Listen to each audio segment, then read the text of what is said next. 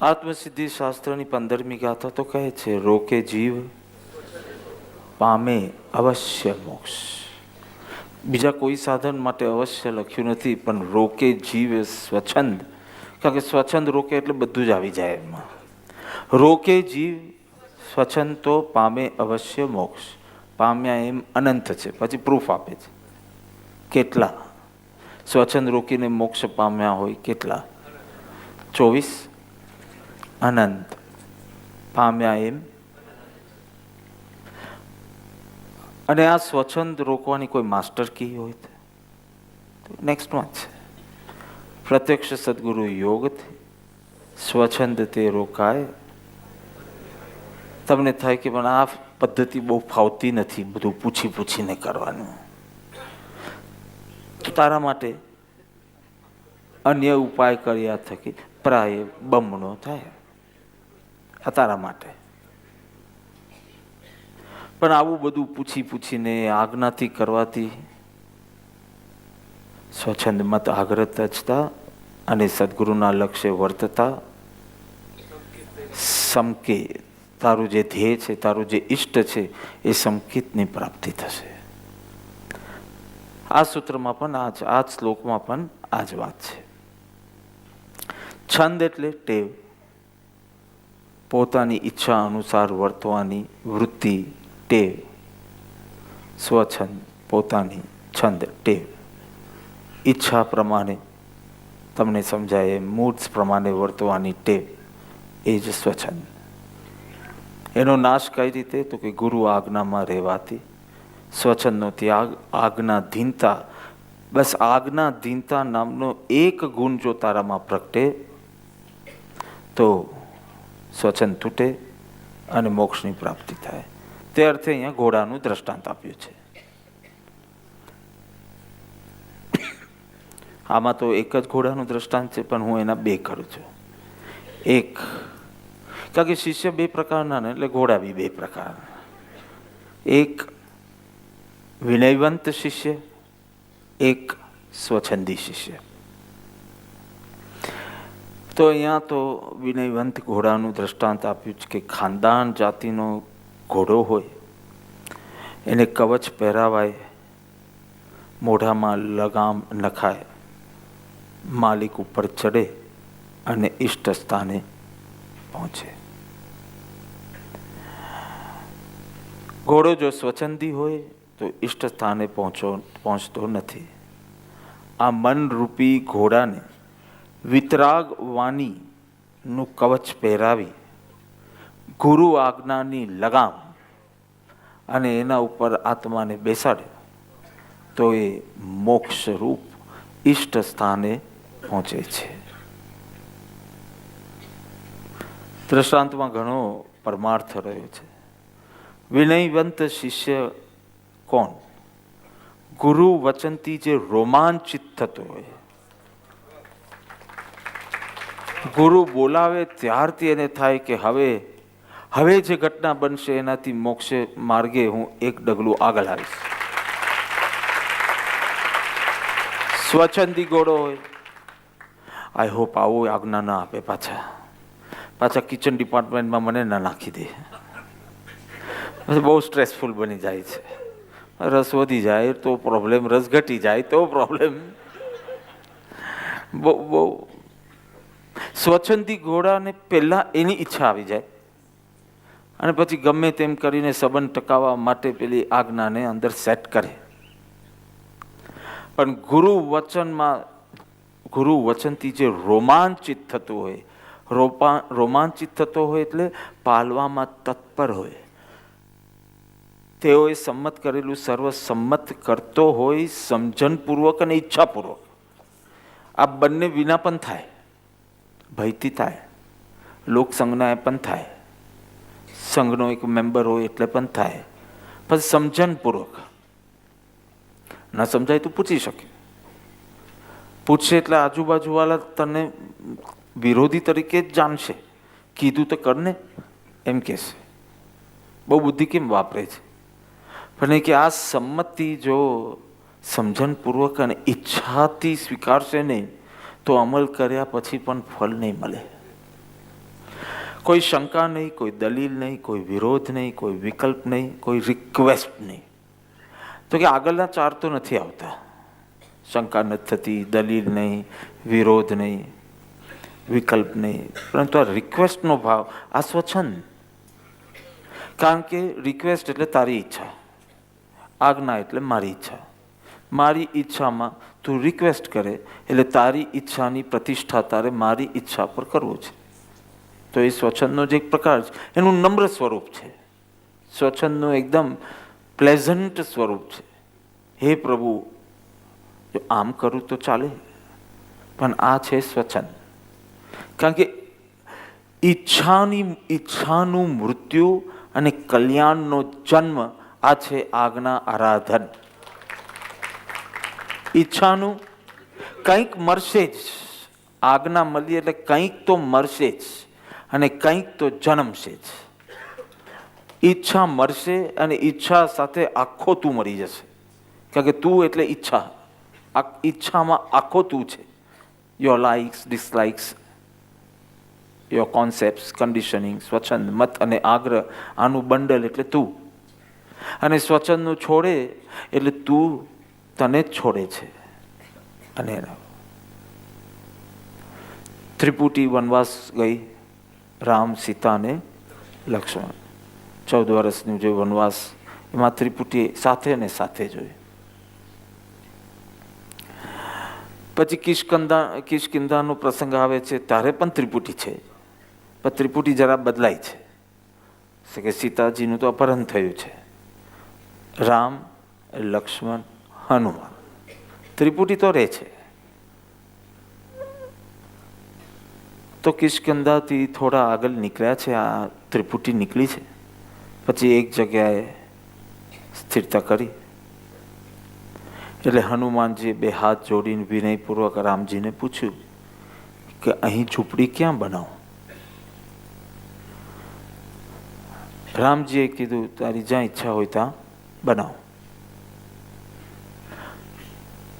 થોડો ટાઈમ જાય છે, પછી જુએ છે કે હનુમાન દૂર એક ઝાડ નીચે બેઠા હોય છે. રડવાનો અવાજ આવે છે. રડવાનો અવાજ આવે એટલે બીજા 2 જે હતા, રામ, લક્ષ્મણ, હવે આ જૈનોનું લક્ષ્મણ નહીં, હવે આ પોઝિટિવ લક્ષ્મણ. રામ, લક્ષ્મણ હનુમાન પાસે જાય છે. રામજી પૂછે છે, રામજીનું પ્રિય, ભલે હનુમાનની ભક્તિ દાસત્વ ભક્તિ હતી, રામજીનો પ્રિય. એને રડતા જોઈને કરુણાથી દ્રવિત રામજી પૂછે છે, કેમ તું રડે છે? એક મોટી સમસ્યા છે. મેં તો મારી પૂરી ઈચ્છા શક્તિ આપના ચરણમાં અર્પણ કરી દીધી છે. કેટલો વખત થયો મેં કોઈ ઈચ્છા પોષી નથી, ઈચ્છા કરી નથી.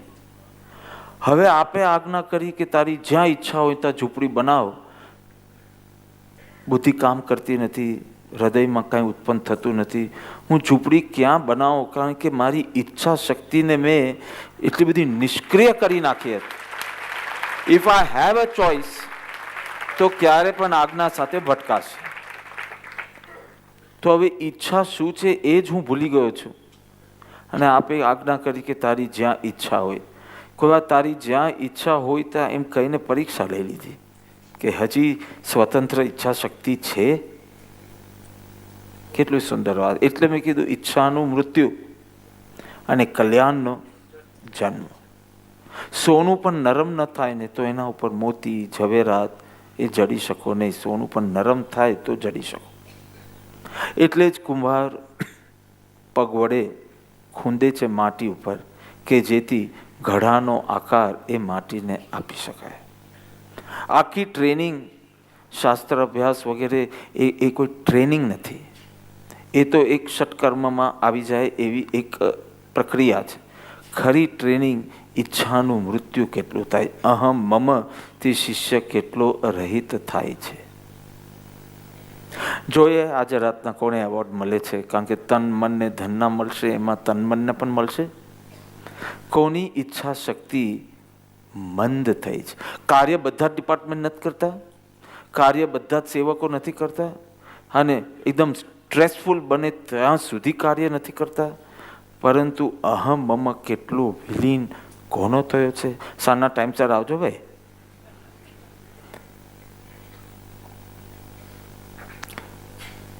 કન્યાને પણ પતિનો સંગ જો પ્રાપ્ત કરવો હોય તો માતા પિતાનું ઘર છોડવું જ પડે છે.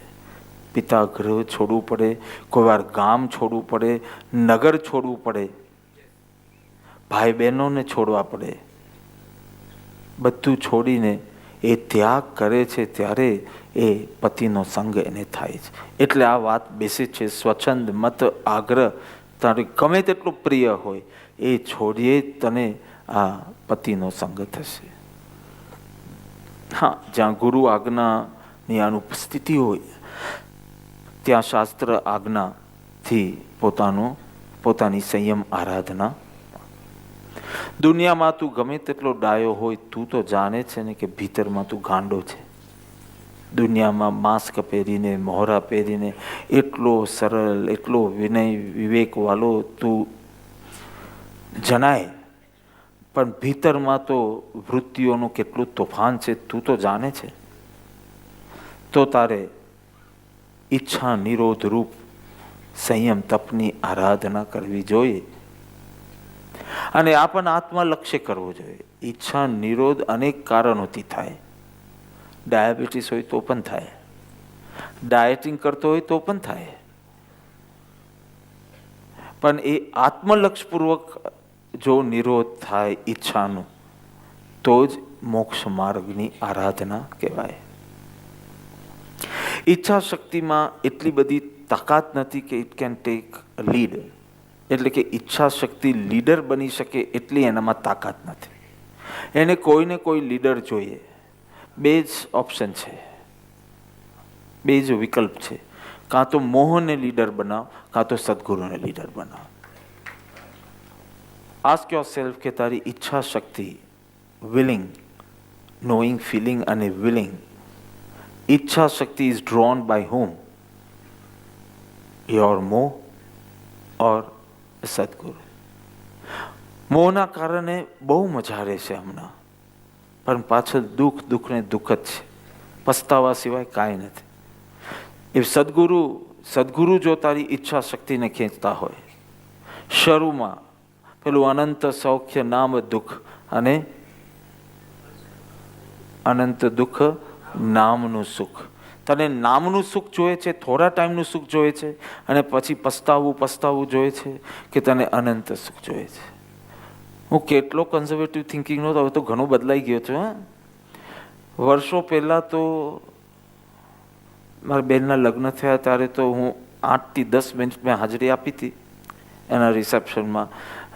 વેવાઈઓ મળી ગયા, નમસ્કાર કર્યો, આ કર્યું, સ્ટેજ પર જઈ એના આશીર્વાદ આપી. અને તે વખતે વિજયભાઈ મારા સેક્રેટરી હતા. પણ કદી એમને કોઈને કીધું નથી કે હું સેક્રેટરી છું, કારણ કે એટલું કામ જ નહોતું રહેતું તે વખતે.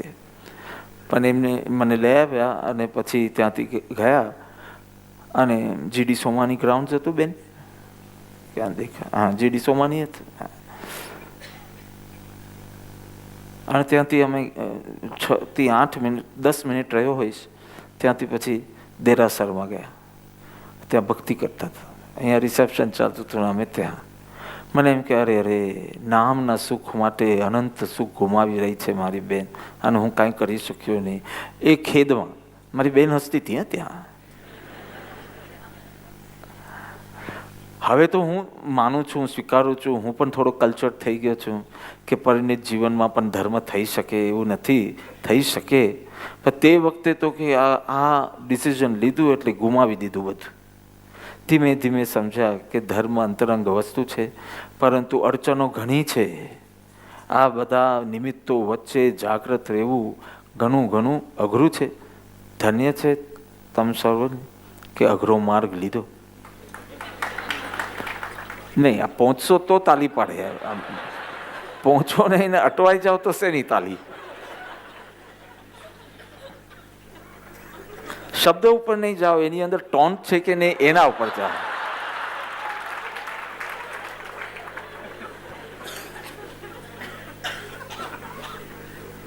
આજ્ઞાથી મનને બાંધો.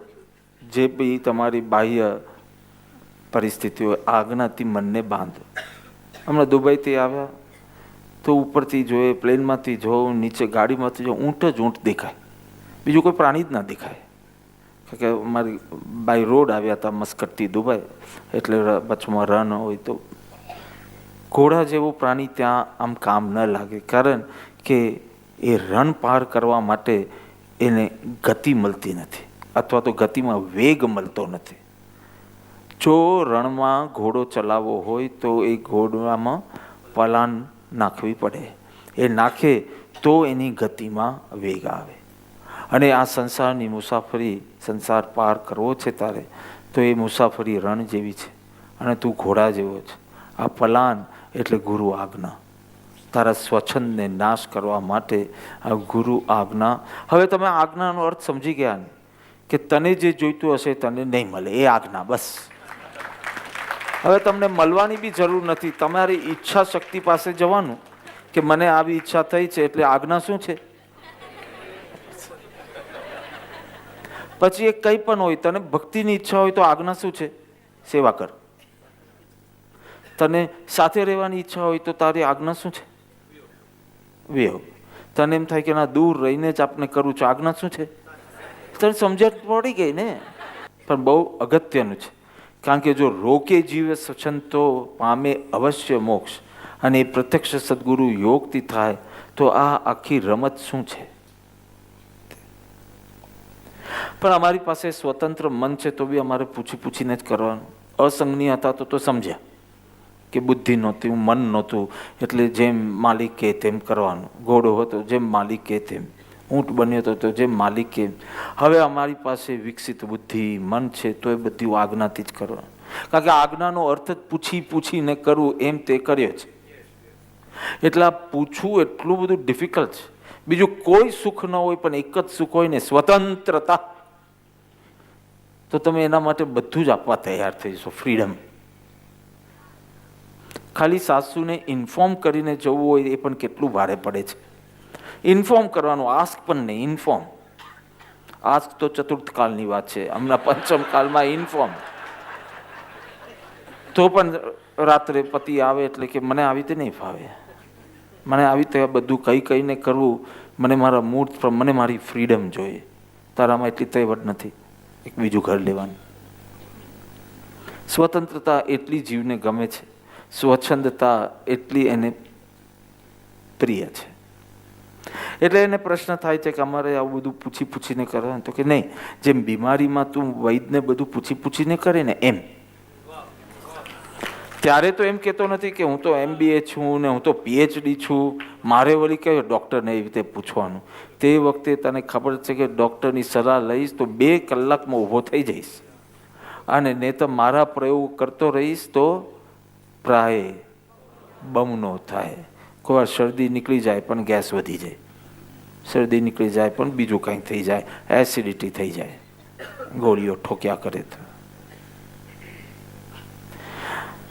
ગુરુ સમજાવે પણ સમજવું તો તારે જ પડશે.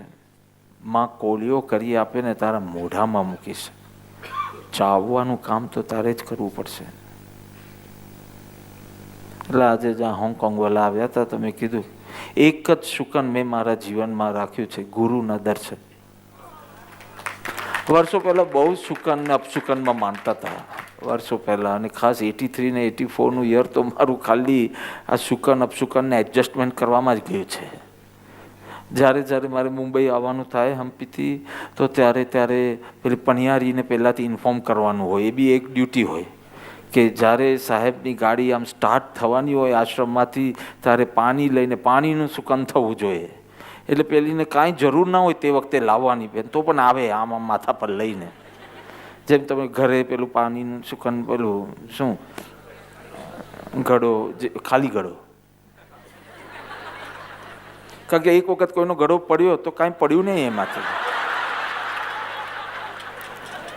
પણ અમુક તત્વ એ સુકન શાસ્ત્રમાં હું એટલો બધો અકલાઈ ગયો. છીંક આવે તો બેસી જવાનું, ને પેલી બિલાડી આવે તો આમ થવાનું, અને કોઈ કે કંઈ કીધું કે ખાઈ પીને નીકળ્યા તો કંઈ ખાઈને નીકળ્યા છો, તો કે હવે માથી નહીં જવાય બહાર. એવું કંઈ હોય ને ખાવા પીવાનું કંઈ નામ દે તો, હા તો પછી કે હવે કાંઈ નહીં, થોડું ગોળ બી ચાખી લો લે. હું એટલો અકલાઈ ગયો તો મેં શુકન શાસ્ત્ર મંગાવ્યું. તો મારવાડથી એ શાસ્ત્ર આવ્યું, મજાનું શાસ્ત્ર છે, અને એમાં બધું શુકન, આ કામ કરવા જાઓ તો આ શુકન હોવા જોઈએ, આ કામ કરવા જાઓ તો આ, ધંધો કરવા જાઓ તો આ, ને લગ્ન કરવા જાઓ તો આ, ને પ્રતિષ્ઠા કરવા જાઓ તો આ, ને પેલું કરવા જાઓ તો. એક સુંદર શબ્દ, ગુરુના શુકન થયા ને તો બીજા કોઈ શુકન જોવાની જરૂર નથી. ત્યાંથી ક્યાંય બી નીકળવું એટલે કૃપાદેવનું વંદન કરીને નીકળીએ, દર્શન કરીને નીકળીએ. કોઈ બી ધર્મ યાત્રામાં જવાનું હોય, તૈયાર બૈયાર થઈએ, એકદમ મસ્ત કપડાં પહેરીને, એટલે કે આજ, અને પછી શુકન માટે મંદિરમાં પ્રાર્થના કરું, નમસ્કાર કરું, એ જ મારું શુકન. બીજું કોઈ, ગુરુના શુકન થયા ને હવે કાર્ય શરૂ કર. હવે કાર્ય સિદ્ધિ થવાના પૂરા ચાન્સીસ છે. અરે ભાવલિંગી સંતો હરતો ફરતો મોક્ષ માર્ગ કીધો છે, અને આવો હરતો ફરતો મોક્ષ માર્ગ જો ક્યારેક તારા ઘરના દરવાજે ધર્મ લાભ કહીને આવે તો અહો ભાવથી આહાર દાન કરજે, ચિક્કાર કર્મ છૂટશે તારે. કોઈક મહાપુરુષને અધ્યાત્મ યાત્રાની શરૂઆત આહારદાનથી જ, નૈસારના ભવન. જ્યારે જ્યારે મહાવીરની વાત નીકળે અને આખી 27 ભવની કથા શોર્ટમાં કરવાની હોય તો પહેલું સ્ટેશન નૈસાર, બીજું મરીચી, પછી એમાં આગળ તો હરતો ફરતો મોક્ષ માર્ગ તારા ઘરે આવે, અને એમાં એ આહારદાનનો લાભ મળે. ચિક્કાર અંતરાયો તારા તૂટે. ચિક્કાર મોહનીય, જ્ઞાનાવરણીય, દર્શના, જે ઘાતી છે એ બધાનું, અને અઘાતીમાં ઘણું ઘણું શુભ ઉપાર્જન કરે. સાથે સાતમાં 4 મંદ થાય અને 3માં શુભ થાય. આયુષ્ય કર્મનું તો જીવનમાં એક જ વાર હોય. એવી દેહાતીત દશા છે, માટે એનું શુકન કીધું. એના શરીરના બાંધાના કારણે નહીં, એના રૂપ આકૃતિના કારણે નહીં, દેહાતીત દશા છે. એક વખત કાર્તિક પૂર્ણિમાએ મેં લખ્યું હતું, ઉદ્ઘોષ લખું ને તો કાર્તિક પૂર્ણિમાના દિવસે પ્રભુ સુમેરુ પર્વતના, એટલે કે મેરુ પર્વતના પરમાણુ અને આપના દેહના પરમાણુ, એ બંને આપને એટલા જ ભિન્ન અને દૂર ભાસે છે. ભિન્ન, પહેલા તો ભિન્ન, અને કેટલા દૂર, તો કે મેરુ પર્વતના પરમાણુ અને આ શરીરના પરમાણુ આપને બંને સમાન અને એટલા જ ભિન્ન અને એટલા દૂર. એવી આપની દેહાતીત દશા ને મારા વંદન. એટલે અહીંયા કીધું ને કે અનેક પૂર્વ, સવારે કીધું તેમ 84 લાખ મલ્ટીપ્લાય બાય 84 લાખ પૂર્વાંગ, 84 લાખ પૂર્વાંગ ઇઝ ઇક્વલ ટુ 1 પૂર્વ. અને એવા અનેક પૂર્વ સાધક અનેક પૂર્વ વર્ષ સુધી અપ્રમત્તપણે સંયમનું પાલન કરે છે, ત્યારે મોક્ષની પ્રાપ્તિ થાય છે. આમ તો 2 ઘડીની સ્થિરતા માટેની આ બધી મહેનત છે. મેં એક જણને પૂછ્યું હતું, કોઈ ધર્મયાત્રા મેં પૂછ્યું હતું કે નામ તો વર્ધમાન છે. મેં તો 3-4 પૂછ્યા હતા કે નામ જીસસ છે તો પણ ક્રાઇસ્ટ તરીકે કેમ ઓળખાય છે? નામ તો સિદ્ધાર્થ છે તો પણ બુદ્ધ તરીકે કેમ પ્રસિદ્ધ થયા? નામ વર્ધમાન છે તો મહાવીર નામ ક્યારે આવ્યું? અને એને જવાબ સરખી રીતે બી આપ્યો અને ખોટી રીતે બી આપ્યો. સરખી રીતે એટલે એને એમ આપ્યો કે જ્યારે વર્ધમાન કુમાર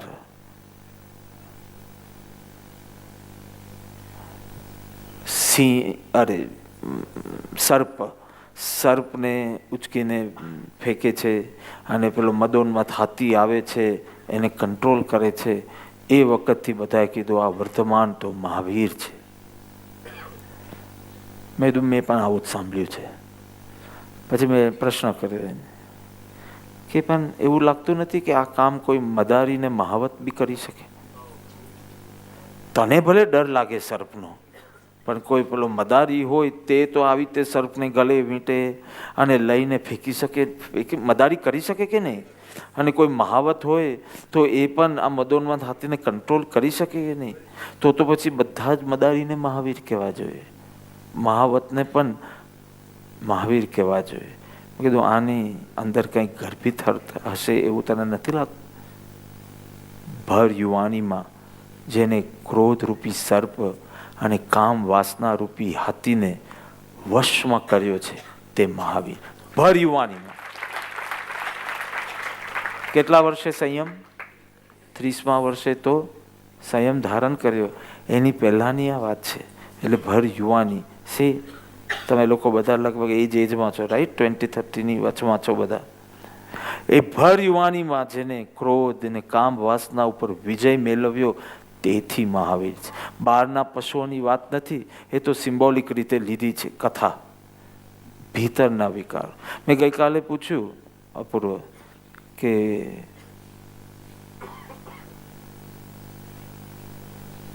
ભગવાન મહાવીરના આત્માનો અંતિમ દેહ, એનું આયુ કેટલું? 72 વર્ષ કે છે.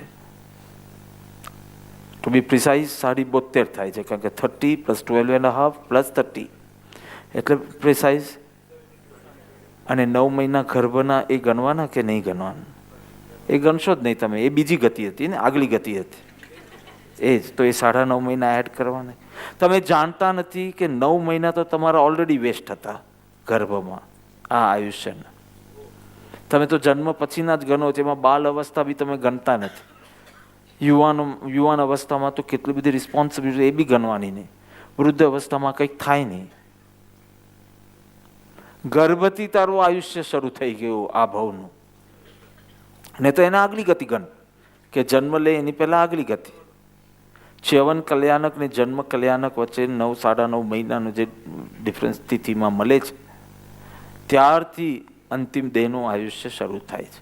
પ્રગટ બી નથી થયું જગત સામે, ત્યારથી તારું આ ભવનો tick tick tick tick countdown start થઈ જાય છે. કેટલો સમય તો ગયો. ગુરુના શુકન થયા, હવે કામ કરી લે. એનું કારણ એ છે તને ગુરુ આજ્ઞાની પલ પલ જરૂર પડશે. ગુરુના સંગની, ગુરુની મદદની જરૂર પડશે. શાસ્ત્રથી, સત્સંગથી એક દિશા મળી જાય છે, એક ગોલ મળી જાય છે, એક ડિરેક્શન મળી જાય છે, એક ધ્યેય મળી જાય છે. અને ધ્યેય મળતાની સાથે તારું હૃદય ઉમંગથી ભરાઈ જાય છે કે now I know exactly what I have to do in life. ઉમંગ, એક ગોલ મળી જાય. અરે એક છોકરાનું ડિસિઝન કરવાનું હોય ને ડિસિઝન થઈ જાય, કેટલો રોમાંચ ઉલ્લસિત થઈ જાય કે હવે આ છોકરા સાથે મારે પડવાનું છે. ડિસિઝન થયું કે આ કોર્સ મારે લેવાનો છે, કે આ ફેકલ્ટી કે યુનિવર્સિટી કે વોટ, કોઈ બી એક ડિરેક્શન મળી જાય ને એટલે એક હૃદયમાં, પગમાં એક ઉમંગ સ્ફુરે છે. પરંતુ માત્ર દિશા મળી જવાથી કાર્ય સિદ્ધ થતું નથી, કારણ કે રસ્તામાં ઘણી અડચણો, વિઘ્નો અને જે ઉત્સાહ આમના છે ને એ રસ્તામાં ચાલતા ચાલતા ક્યારેક ક્યારેક ભંગ પણ પડે છે, ભાંગી પણ જાય છે. કારણ કે ધ્યેય સરસ વાત છે ને યોજના બી તારી સરસ છે. કઈ રીતે તારે આ ધ્યેયની પ્રાપ્તિ કરવી છે એની તારી જે યોજના છે, જે તારા નિત્યક્રમ વગેરેમાં દેખાય છે, એ યોજના પણ તારી સારી છે.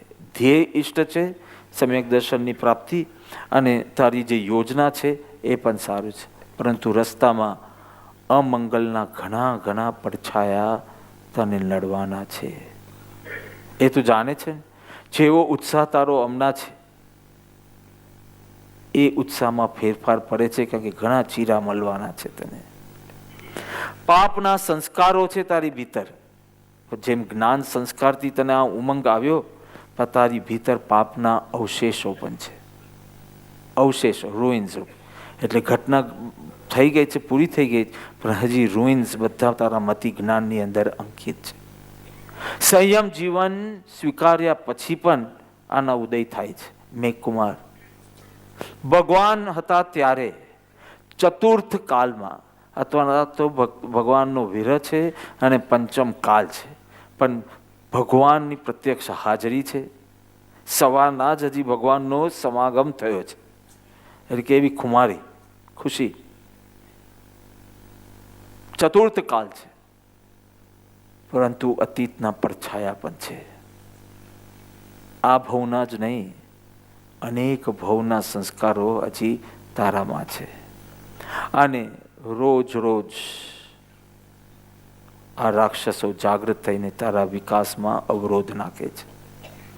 રોજ રોજ ભંગ થાય છે. શુભ ઉદ્દેશ્યો હોવા છતાં એ પાર પડશે કે કેમ એવી તને મૂંઝવણ શરૂ થઈ જાય કે જો વારંવાર મારા ભાવોમાં આવું ફ્લક્ચ્યુએશન આવશે તો મારું આ જીવન ધ્યેય જે છે એ પાર પડશે કે નહીં. મેં જે યોજના કરી છે કે આ જીવન મારે કઈ રીતે જીવવું છે એ પાર પડશે કે કેમ. કારણ કે વારંવાર ઇટ ગોઝ બેક ટુ પ્રાયશ્ચિત, ગોઝ બેક ટુ પશ્ચાતાપ એન્ડ પ્રાયશ્ચિત. પ્રાયશ્ચિત ને પશ્ચાતાપને તો એક આખી યાત્રામાં અમુક ઘડીઓ તું મૂકે તો ઠીક છે, પણ આ દરરોજ તારે પ્રાયશ્ચિતમાં જ રહેવું પડે, દરરોજ પ્રાયશ્ચિતો જ કરવા પડે.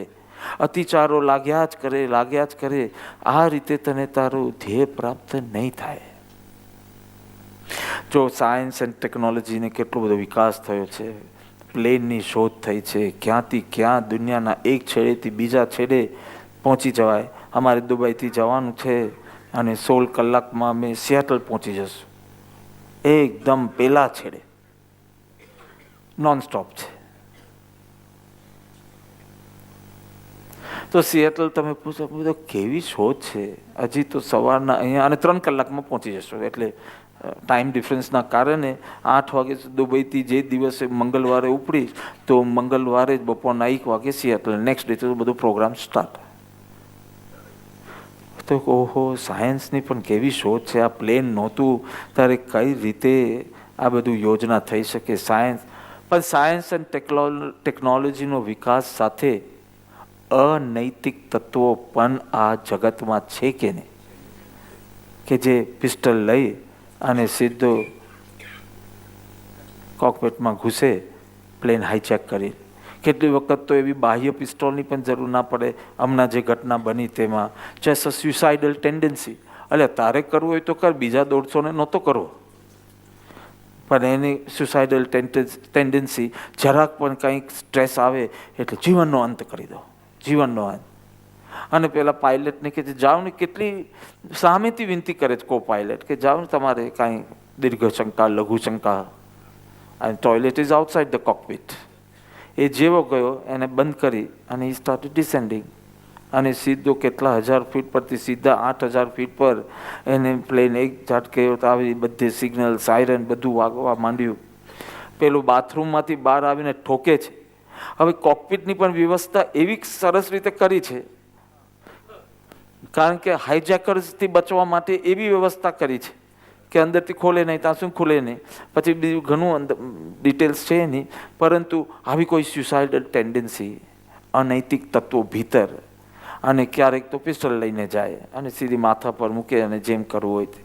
તો જેટલું સાયન્સ ટેકનોલોજીનો વિકાસ થયો તેમ અનૈતિક તત્વો પણ છે ને. એમ તને સુંદર માર્ગદર્શન મળે, તને શિબિર, સત્સંગ વગેરે મળે, પણ આટલાથી તું તારો સંવેગની વૃદ્ધિ કર, પણ એ જાગૃતિ પણ રાખ, એ સભાનતા બી રાખ કે હજી પાપોના ઘણા પડછાયા ભીતર છે. એટલે આવા અનૈતિક તત્વો છે, જેમ બહાર છે તેમ ભીતરની દુનિયામાં પણ છે. હાઈજેકર્સ વગેરે જેમ છે, રેપિસ્ટ છે, હાઈજેકર્સ છે, એમ જે બહારની દુનિયામાં મળે, ભીતરની દુનિયામાં પણ દુર્વાસના રૂપી અનૈતિક તત્વો છે, જે વચમાં આવ્યા કરશે અને તારી આખી યોજનાને ડિસ્ટર્બ કરી દેશે. બહારની દુનિયા નિરંતર બદલાતી દેખાય છે, કારણ ભીતરના વિકારો નિરંતર બદલાય છે. તમને એ ચીજ નાનપણમાં ગમી હોય તો યુવાન અવસ્થામાં બોરિંગ લાગે છે. નાનપણમાં તમને ન ગમી હોય અને તમે યુવાન અવસ્થામાં તમને અત્યંત એમાં રસ પડે છે. તમે જે ચીજ માટે કોઈકની નિંદા કરી હોય, અરે પરસ્તિગમન, વેશ્યાગમન, માંસ, મદિરા, અને એ જ ચીજમાં તું ઘૂસે છે. આ કેવા પાપના પડછાયા છે, કેવા અમંગલ તત્વો, કેટલા અનૈતિક તત્વો તારી ભીતર છે. તે પ્રમાદ ના સેવ્યો હોત, આજ્ઞા અધીન રહ્યો હોત તો બચી જાત, પરંતુ તે સ્વચ્છંદને સ્થાન આપ્યું અને એના કારણે આ અમંગલ તત્વ જે નિષ્ક્રિય પડ્યું હતું સક્રિય થઈ ગયું. કેટલી આખી દુનિયા બદલાતી દેખાય છે. જો તું ડિસ્ટર્બ હોય તો તને લાગે આખી દુનિયામાં કોઈને મારી પડી જ નથી. અને તું ખુશ હોય તો કે હવે બધા પોતપોતાનું કામ કરે કે ખાલી મને જોયા જ કરે. તારો અંતરમાં વિકાર બદલાયો, તને દુનિયા બદલાતી લાગે છે. એટલે એક તો પલ પલ પૂતગલનું પરિણમન વગેરે એ તો અલગ, સાથે ભીતરની દુનિયામાં વિકારો બદલાય, એના કારણે બધા માટેના મત તારા બદલાય. આ બહુ સેલ્ફિશ માણસ. એટલી વારમાં પેલો પાસ લઈને આવે કે મેં ઘી બોલી લીધી છે અને 9 પાસ છે, તો આ પધારો. બહુ સારો માણસ છે. તો આ માણસમાં એવું શું ઘટ્યું કે એનું રૂપાંતરણ થયું ને ખરાબમાંથી સારો થયો? તો કે એનામાં તો થયું કે નહીં થયું ઈશ્વર જાણે. તારો વિકાર ભીતરનો બદલાયો. વિકાર તીવ્ર બને, તારી દુનિયા બદલાઈ જાય. વિકાર મંદ બને. આ વાત સાચી છે કે નહીં? હું મારા અનુભવથી કહું છું. અને તેથી થયું કે આ વિકારનો ભરોસો કરવા જેવો નથી. ઘડીકમાં એક કે આ મારો શત્રુ છે, અને જરાક બદલાય તો કે આ મારો મિત્ર છે. જરાક તને ના પાડીને તારા અહમને ઠેસ લાગી તો કે વર્ષોથી સત્સંગ કરે પણ કાંઈ પામ્યો નથી. અને જરા તારા માટે મૈત્રી ભાવ દેખાડે કે તારો પ્રમોદ કરે તો તને એમ થાય કે આના જીવો જીન સેવાર્પિત નથી. છે કે નહીં?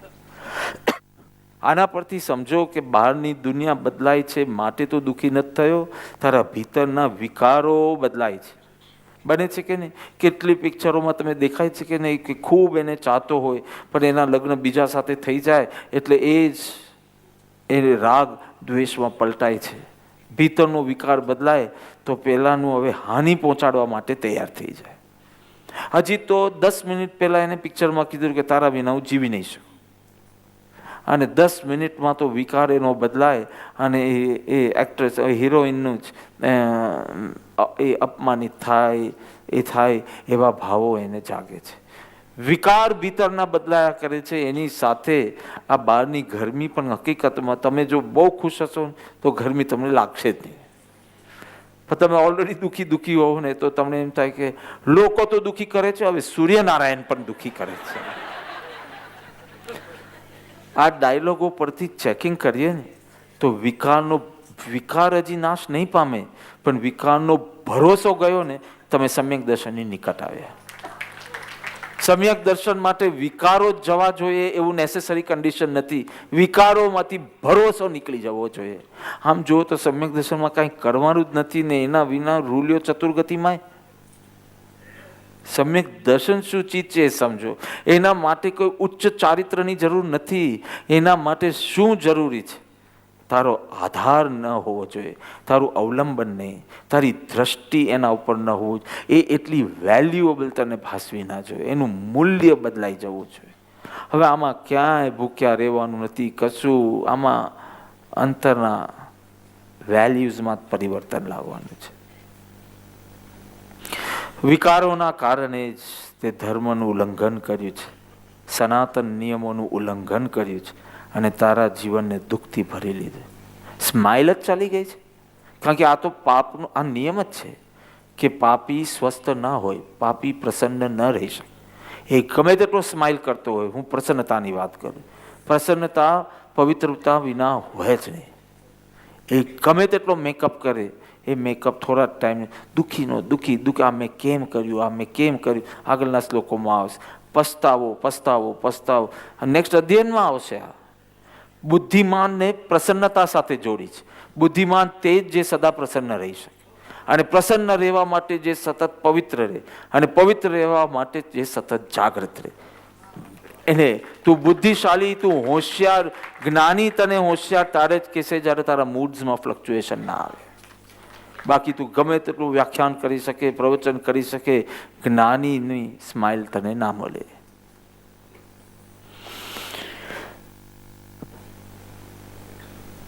ભગવાન દ્વારા પ્રાપ્ત થયેલ આ વિચાર શક્તિનો તે ઉપયોગ ભગવાનની વિરુદ્ધ જવામાં જ કર્યો, ભગવાનના વિરોધ માટે જ કર્યો. કોઈ મિત્ર તને ભેટ આપે ને ભેટમાં ખંજર આપે અને એ ખંજર લઈને તું મિત્રને જ ઘા પહોંચાડે, એના જેવું થયું. તને ઈચ્છા શક્તિ આપી, તને વિચાર શક્તિ આપી કે તું સંયમની આરાધના કરીને જલ્દી મોક્ષ પ્રાપ્ત કરે, અને એ જ ઈચ્છા શક્તિનો ઉપયોગ તે વિપરીત સત્ય વિપરીત ધર્મથી વિપરીત નિયમનું ઉલ્લંઘન કરવા માટે વાપરે. તારા રાક્ષસો એટલા બધા હાવી થઈ ગયા કે તને ધર્મના સનાતન નિયમોનું ઉલ્લંઘન કરવામાં પ્રેરે છે. તને ખરેખર કોઈ સદગુરુની જરૂર છે, તને કોઈ લગામની જરૂર છે, તને કવચની જરૂર છે, તો જ તારી આ બધી શક્તિ દ્વારા તું ઈષ્ટ સ્થાને પહોંચે. વાત એ કરવી છે. દિશા બાંધી છે, પણ વારંવાર માર્ગમાં દિશા બદલાઈ જાય છે. દિશા બાંધી કે હવે સમ્યક દર્શન તરફ જ આગળ વધુ, પણ વચમાં અમંગલના પડછાયા આ પાપના અવશેષો આવે અને દિશા બદલી નાખે છે અને પાછો ભોગ, વિલાસ, ધન, સ્ત્રી વગેરેમાં પાછો આસક્ત થાય. ત્યાંથી પાછો દુઃખી થાય, પાછો માર્ગ પર આવે. પાછા માર્ગથી એવી રીતે વારંવાર ચડવું ઉતરવું બને છે. આ તથ્ય પ્રત્યે તું સભાનતા કેળવ કે તારું લક્ષ્ય તો તું ચૂકી ન જાય. રસિક જળ પ્રવાસી નીકળ્યા નદીમાં બોટિંગ કરવા માટે. સરસ સિનરી હતા. પેલા ભાઈ ક્યાં ગયા? ઘાટકોપરનું. ઘાટકોપરની ભાષા એવી છે ને કે એ ભાષાની અંદર જ એનું માર્ગદર્શન છે. સિનરી સિન, પણ એનું સિનરી તો આવે જ. જેમ દૂધ કોલ્ડ ડ્રિંક આવે ને તેમ સિનરી આવે છે એનું. કાશ્મીર જઈને આવે તો કે કેવા હતા સિનરી? તો સિનરીમાં મશગુલ હતા, નદીમાં બોટિંગ કરી રહ્યા હતા. માછલીઓ હોય, લોકો ડોલ્ફિન શો જોવા માટે સમુદ્રમાં જાય. શાર્ક્સને જોવા ન જાય, ડોલ્ફિન્સને જોવા જાય. એવી રીતે માછલીઓને જોવા જાય અને અત્યંત આનંદ. ખ્યાલ ન રહ્યો કે થોડે આગળ જ ધોધ શરૂ થાય છે. કીધેલું પણ ખ્યાલ ન. જો જ્ઞાન અને ભાનમાં ફેર છે. જ્ઞાન હાજર રહે તેને ભાન કહેવાય. એટલે કીધેલું કે બહુ આગળ નહીં જતા, કારણ કે પછી આ નદી આગળ જતાં જતાં સીધું ભેકડને લખવું પડે છે અને જો એમાં સપડાયા તો પાણીમાંથી હવામાં જશો ને હવામાંથી પથ્થર પર જશો. હવાના શરને ફેંકાઈ જશો અને નીચે પડશો તો પથ્થરના શરને તમારો કલેવર. ખ્યાલ ન રહ્યો. સિનરીમાં આસક્ત જાય છે. સડનલી ગર્જના સંભળાય છે. સિંહની નહીં, પાણીની. એટલે ખ્યાલ આવ્યો કે હવે ધોધ બહુ પાસે છે. પેલો અવાજ આવે છે, ગર્જના. પાણી નીચે પડે ને અને પથ્થર અથડાય તો એક અવાજ થાય, એ અવાજ સંભળાય છે. નદીનું શાંત રૂપ જોઈને આસક્ત થયો, પણ હવે નદીનું રુદ્ર રૂપ શરૂ થાય છે. જ્યારે એ નીચે પડે છે બેબાકલો થઈ જાય છે, એકદમ ડિસ્ટર્બ, એન્ઝાયટી, ફિયર, ઇનસિક્યોર. હજી પોસિબિલિટી છે કૂદકો મારીને બહાર પડી જાય ને ગમે તેમ કિનારે ચાલ્યો જાય, કારણ કે હવે બોટ ખેંચાશે. હવે તું કેવી રીતે અટકાવશે એને? કારણ કે હવે જ્યાં ફ્લો ફાસ્ટ થયો છે એમાં સપડાઈ ગઈ છે આ બોટ અને હવે નીચે ફેંક અને એન્ડમાં તો એકદમ ફાસ્ટ ઘસડાશે. પણ તું પડી જાય, પાણીમાં કૂદકો મારી દે તો હજી તું બચી શકે. એટલે કીધું કે હજી મોડું થયું નથી, હજી કૂદકો મારી દે. હવે આ સંસાર પરિભ્રમણ દુર્ગતિ તરફ જતી આ વૃત્તિમાંથી તું કૂદકો મારી દે, ઉપયોગ ખેંચી લે. કૂવામાં પડવું ઇઝી છે. કૂવામાં પડવું ઇઝી છે, પણ કૂવામાંથી બહાર નીકળવું બહુ ડિફિકલ્ટ છે. કોઈની મદદ વિના તું નીકળી નહીં શકે. આ વ્યસનોમાં ઘૂસવું તો બહુ સિમ્પલ છે, બહુ ઇઝી છે. એમાં તારી કોઈ હોશિયારી નથી, મૂર્ખતા સિવાય કાંઈ નથી.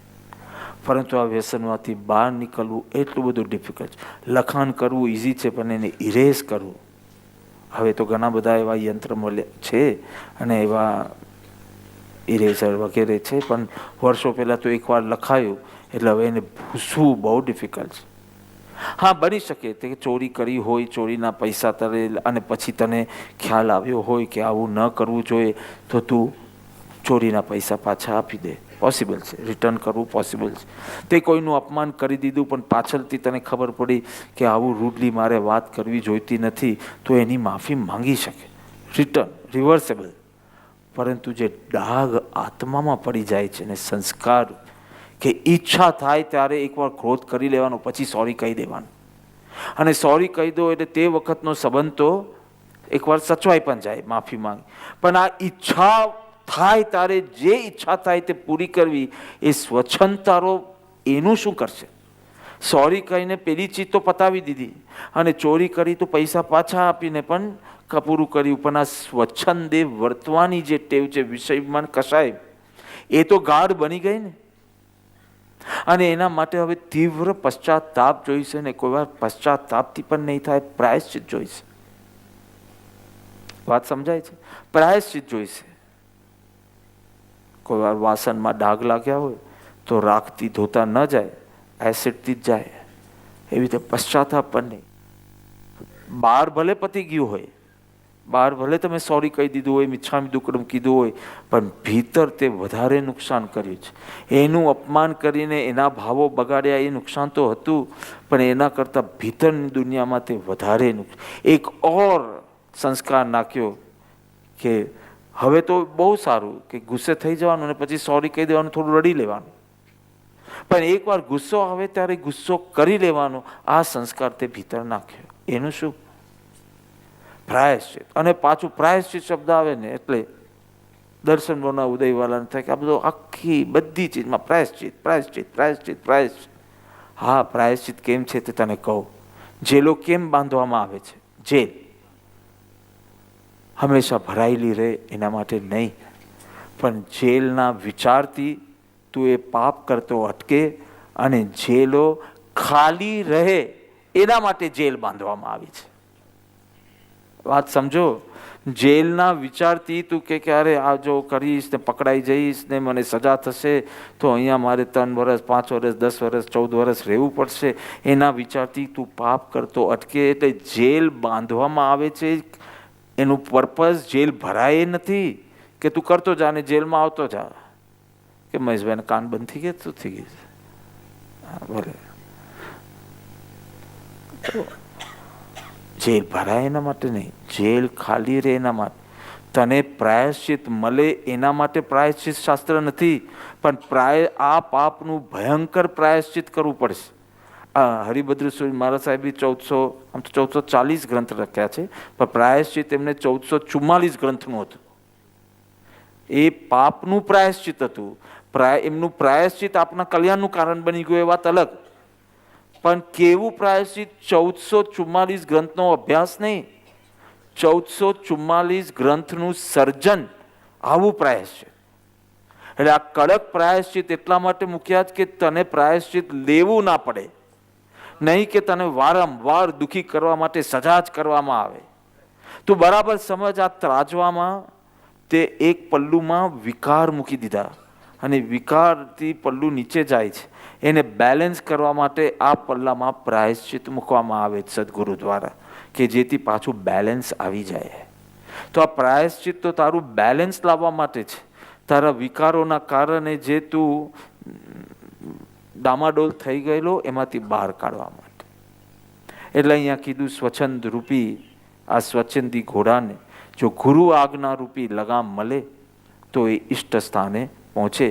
આ સ્વચ્છંદ નિરોધની તું મહેનત કરે તો એ તને ધીમે ધીમે સંયમ આરાધનામાં તરફ લઈ જાય, અને સંયમની આરાધનાથી કર્મનો નાશ અને કર્મના નાશથી મોક્ષની પ્રાપ્તિ